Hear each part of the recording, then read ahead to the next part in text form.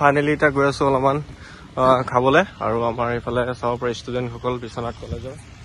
আৰু আমি মানে এতিয়া কেণ্টিনত ছাত্ৰ আমি হলো ছাত্ৰ আৰু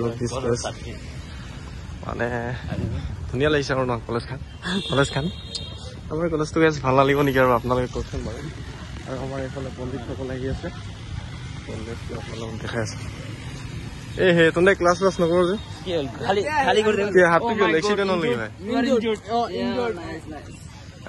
আমি অলপ এইফালে গৈ তোনে এইফালে যোৱা তোনে এতিয়া ক্লাছ নাই नहीं तो अभी हम लोग जा रहे हैं इस तरफ जा रहे हैं इस तरफ जा रहे हैं तो बस पूरा क्लास हो रहा है हम लोग अभी जा रहा हूँ थोड़ा सा खाना खाने के लिए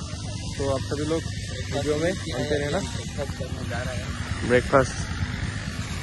हमारे गए साहब चावल खत्म हो गया रूम पे इसलिए हम लोग जा रहा हूँ ब्रेकफास्ट करने के लिए और गैस इधर देखो पूरा गैस पूरा व्यू एकदम पूरा खतरनाक होकर रखा है तो प्लीज यूट्यूब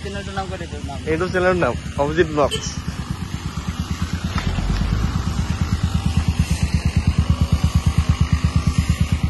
सो ये हमारा प्रशांत भाई है और अभी इसका उल्टी क्लास है और ये देखो हमारा चाचा जी काम कर रहा है और